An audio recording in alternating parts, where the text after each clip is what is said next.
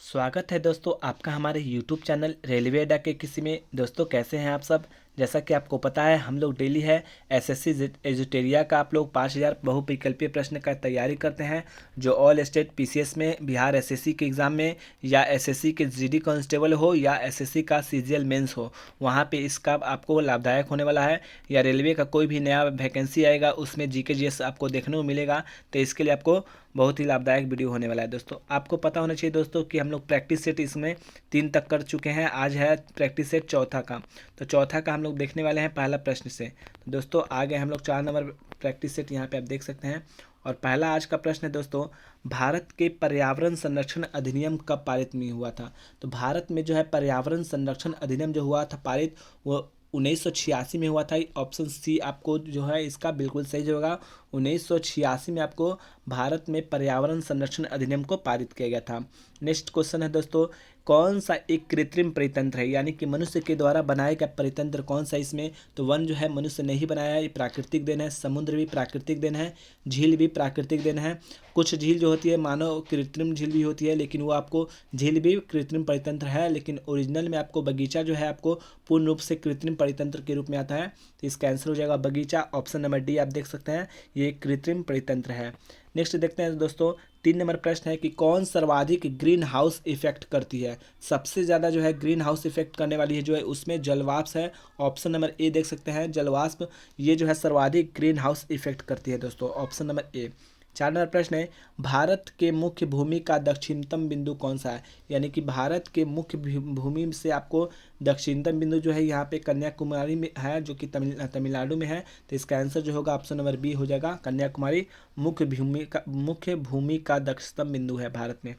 Next है, भारत में किस प्रकार का वन सर्वाधिक भाग में पाया जाता है। तो वह वन कौन सा है जो सबसे ज़्यादा भारत में पाया जाता है। तो उसका नाम है ऑप्शन बी में आप देख सकते हैं, उष्णकटिबंधीय पर्णपाती वन। उष्ण कटिबंधनीय पर्णपाती वन जो है दोस्तों, ये आपको भारत में सर्वाधिक वन भाग में पाया जाता है। नेक्स्ट देखते हैं दोस्तों, 6 नंबर प्रश्न है कि इसमें आपको बताना है कौन सा सही है। कौन सा सही है आपको बता दें कि ऑप्शन ए में लिखा है कि हिमालय के पश्चिमी भाग की अपेक्षा पूर्वी भाग में अधिक विविधता पाई जाती है।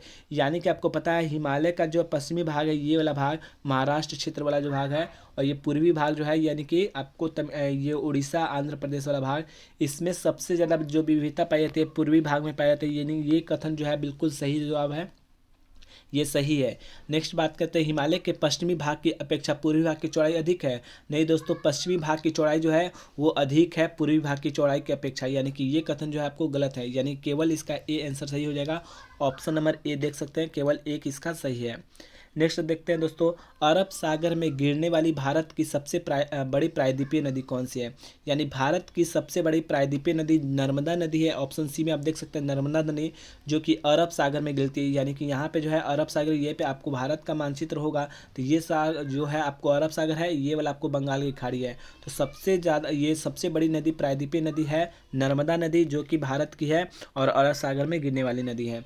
नेक्स्ट है दोस्तों, चाय की खेती के लिए कौन सी मिट्टी सबसे ज़्यादा उपयुक्त है।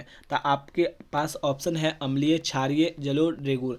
दोस्तों यहाँ पे ऑप्शन जो है लेटराइट रहता है, तो लेटराइट सही होगा, क्योंकि चाय के लिए सबसे ज़्यादा जो उपयुक्त मिट्टी होते हैं लेटराइट मिट्टी होती है, और ये अम्लीय होती है, इसलिए इसका आंसर ए हो जाएगा। याद रखिएगा, चाय की खेती के लिए लेटराइट मिट्टी सबसे उपयुक्त होती है। ऑप्शन के हिसाब से यहाँ पे अम्लीय हो जाएगा, ए आंसर सही है। नेक्स्ट देखते हैं दोस्तों, मानसून निवर्तन होता है। यानी मानसून निवर्तन क्या है, किसे कहते हैं, क्या करता है ये। तो ये आपको आप टेक्स्ट बुक बनाए होंगे तो ये क्वेश्चन आपको मिला होगा दोस्तों।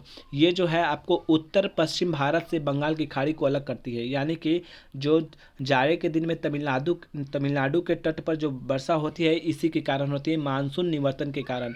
ये पश्चिमी जो दिशा में है, यहाँ से आपको बारिश जो है इधर ले जाती है तमिलनाडु की ओर, और जाड़े के दिन में यहाँ पे वर्षा कराती है। याद रखिएगा दोस्तों, ये उत्तर पश्चिम भारत से बंगाल की खाड़ी को अलग करती है। नेक्स्ट देखते हैं दोस्तों, वेनेजुएला की राजधानी क्या है।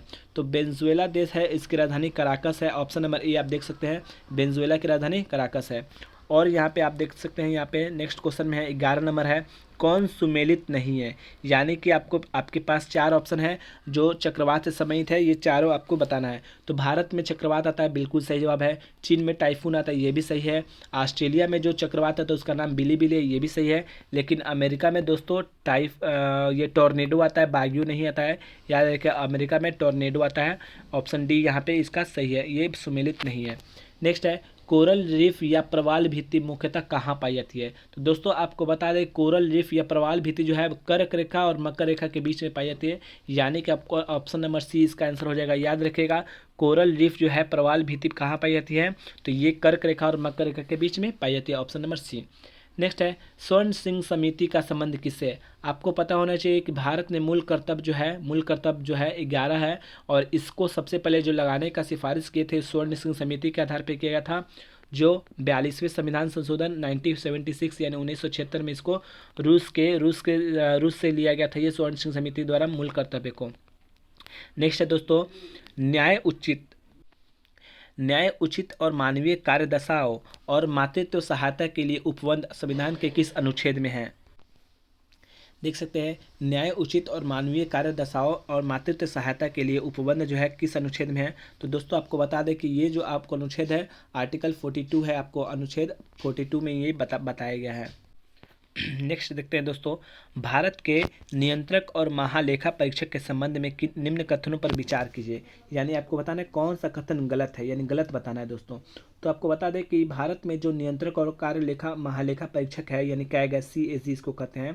तो कैग जो है आर्टिकल 148 में है और 151 तक है, 148 से लेकर 151 तक जो है यहाँ पे कैग आता है। तो इसके कार्यकाल 6 वर्ष तो होता है, लेकिन दोस्तों ये 62 वर्ष जो है ना वो नहीं होता है, 6 वर्ष या 65 वर्ष। यानी कि पहला जो कथन है ये आपको क्या है, गलत है।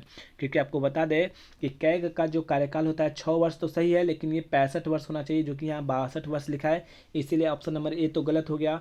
दूसरा बात यह है कि ये राष्ट्रपति के प्रसाद पर्यंत अपने पद पर बना रहता है, ऐसा नहीं है दोस्तों। इसको हटाने के लिए जैसे कि आपको उच्चतम न्यायालय के जो मुख्य न्यायाधीश होते हैं उनको जिस तरह हटाया जाता है और उनके पद से, उसी तरह इनको भी अपने पद से हटाया जाता है। ये नहीं कि राष्ट्रपति जब तक चाहेगा वो उनको रख सकता है, ऐसा नहीं है दोस्तों। दूसरी बात कि ये भी कथन जो है आपको गलत है। और ये इसके वेतन और अन्य सेवा शर्तें राष्ट्रपति द्वारा निर्धारित होती है, ऐसा नहीं है दोस्तों। इनके वेतन और अन्य सेवा जो है राष्ट्रपति द्वारा निर्धारित नहीं होते, बल्कि इनको पहले से ये आपको रखा जाता है। तो ऑप्शन सी भी आपको ये गलत है, यानी तीनों ही गलत है, यानी कि उपयुक्त सभी, यानी कि ऑप्शन नंबर डी इसका सही है दोस्तों। नेक्स्ट दोस्तों देखते हैं 16 नंबर प्रश्न है, राज्यों में मुख्यमंत्री समेत मंत्रियों की अधिकतम संख्या विधानसभा की कुल सदस्य संख्या के कितने प्रतिशत से अधिक नहीं होनी चाहिए? आपको बता दें कि आपको आर्टिकल नंबर 164 के 1 में ये कहा गया है कि राज्य में मुख्यमंत्री समेत मंत्रियों की अधिकतम संख्या जो है विधानसभा की कुल संख्या के 15% से अधिक नहीं होनी चाहिए। ये राज्य में हो या लोकसभा में हो, दोनों में ही आपको 15% से अधिक नहीं होनी चाहिए दोस्तों, यानी ऑप्शन नंबर सी इसका बिल्कुल सही जवाब है। नेक्स्ट देखते हैं, रीट जारी करना उच्चतम न्यायालय के किस क्षेत्राधिकार में आता है? तो आपको पता है कि रीट जो है 5 प्रकार की होती है, जो उच्च न्यायालय भी जो जारी करता है और उच्चतम न्यायालय भी जारी करता है। तो ये जो है आपको न्यायाधीश क्षेत्राधिकार के अंतर्गत रीट जारी करना होता है। याद रखिए, रीट जारी करना उच्चतम न्यायालय के न्यायाधीश क्षेत्राधिकार के अंतर्गत आता है। नेक्स्ट है, दल बदल अधिनियम संबंधित संशोधन कब हुआ था? तो आपको बता दें 10वीं अनुसूची जो है दल बदल से संबंधित है, और ये जो है आपको 1985 में हुआ था। 52वां संविधान संशोधन 1985, याद रखिए 52वां संविधान संशोधन 1985 के तहत जो ये किया गया था दल बदल संबंधित अधिनियम। नेक्स्ट है, सर्वप्रथम प्रत्यक्ष चुनाव का प्रावधान किस अधिनियम द्वारा किया गया था? देखते हैं दोस्तों, यहाँ पे सर्वप्रथम प्रत्यक्ष चुनाव का प्रावधान जो हुआ था भारत सरकार अधिनियम 1919, यानी कि ऑप्शन नंबर सी इसका बिल्कुल सही जवाब है। 1919 के तहत सर्वप्रथम प्रत्यक्ष चुनाव का प्रावधान किया गया था। नेक्स्ट क्वेश्चन है दोस्तों 20 नंबर प्रश्न है, प्रधानमंत्री के राष्ट्रपति को सूचनाएं प्रदान करने संबंधी कर्तव्यों का उल्लेख किस अनुच्छेद में है? तो आपको बता दें कि आर्टिकल 74 जो है ये कहता है कि आपको राष्ट्रपति जो है अपने कर्तव्य को और अच्छा से कार्य करने के लिए प्रधानमंत्री की सलाह ले सकता है, आर्टिकल 74 है। 75 जो है वो भारत के प्रधानमंत्री की नियुक्ति राष्ट्रपति के द्वारा की जाएगी, आर्टिकल 75 में है। और ये जो क्वेश्चन है, प्रधानमंत्री का राष्ट्रपति को सूचनाएं प्रदान करने संबंधी कर्तव्य, ये आर्टिकल 78 में है दोस्तों, याद रखिएगा। 76 में महान्यायवादी है, भारत में एक महान्यायवादी होगी जो आर्टिकल 76 में है, और ये 78 इसका आंसर हो जाएगा दोस्तों, क्योंकि ये जो है प्रधानमंत्री को राष्ट्रपति का सूचना प्रदान करने संबंधी कार्य करता है, आर्टिकल 78। कौन सा नेक्स्ट क्वेश्चन है दोस्तों, कौन सा देश प्रातः काल शांति की भूमि, यानी प्रातः काल के शांति की भूमि, लैंड ऑफ द मॉर्निंग काम के नाम से जानी जाती है?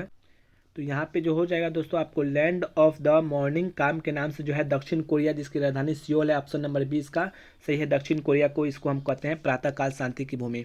नेक्स्ट है, विश्व जल दिवस कब मनाया जाता है? आपको बता दें, विश्व जल दिवस जो है 22 मार्च को मनाया जाता है, या बिहार दिवस 22 मार्च को मनाया जाता है। या ऑप्शन ए में 28 फरवरी है, तो इसको हम लोग राष्ट्रीय विज्ञान दिवस मनाते हैं। 5 जून को हम लोग क्या बनाते हैं, विश्व पर्यावरण दिवस बनाते हैं।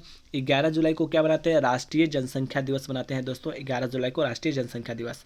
नेक्स्ट है, स्वदेशी और बहिष्कार आंदोलन का अनुमोदन कांग्रेस के किस अधिवेशन में हुआ? आपको बता दें कि यहाँ पे लॉर्ड कर्जन के द्वारा जो है फूट डालो और राज करो का नियम लगाया गया था, तो वहाँ और यहाँ पे बंगाल में जो है आपको उसको तोड़ा गया था। तो बनारस अधिवेशन 1905 में जो है स्वदेशी और बहिष्कार आंदोलन का अनुमोदन हुआ था, कांग्रेस के बनारस अधिवेशन 1905, जिसके अध्यक्षता थे गोपाल कृष्ण गोखले। ऑप्शन सी इसका बिल्कुल सही जवाब है दोस्तों। नेक्स्ट है 24 नंबर प्रश्न है, कांग्रेस की कार्य समिति में भारत विभाजन का प्रस्ताव कब रखा है? यानी भारत विभाजन होगा, यानी भारत और पाकिस्तान का निर्माण होगा, ये जो आपको प्रस्ताव पारित हुआ था 14 जून 1947, याद रखिएगा दोस्तों, 14 जून 1947, 47 में यहाँ पे इसका किया गया था, 14 जून 1947 को। नेक्स्ट दोस्तों, लास्ट क्वेश्चन है आज का, संविधान सभा की प्रथम बैठक का आयोजन किस गवर्नर जनरल के द्वारा हुआ था, के समय हुआ था? आपको बता दें कि प्रथम बैठक जो हुआ है संविधान सभा की, वो आपको हुआ 9 दिसंबर 1946 को, जिसमें अस्थायी अध्यक्ष सचिदानंद सिन्हा थे, और वो जो हुआ था गवर्नर जनरल उस समय कौन थे? तो आपको बता दें कि लॉर्ड वेवेल थे, यानी कि ऑप्शन नंबर यहाँ पे बी है, लॉर्ड वेवेल। ये दोस्तों 21 फरवरी जो है 1947 तक ये भारत में ये आपको थे क्या, गवर्नर जनरल, 21 फरवरी 1947 तक। उसके बाद लॉर्ड माउंटबेटन बने, 22 फरवरी से इनका कार्यकाल स्टार्ट हुआ। तो इसका आंसर जो हो जाएगा आपको दोस्तों लॉर्ड वेवेल हो जाएगा, 25 का आंसर बी हो जाएगा दोस्तों। और वीडियो पसंद आए दोस्तों तो लाइक कीजिएगा, और नए हैं तो सब्सक्राइब कीजिएगा मोटिवेट करने के लिए। जय हिंद दोस्तों, मिलते हैं अगले वीडियो में।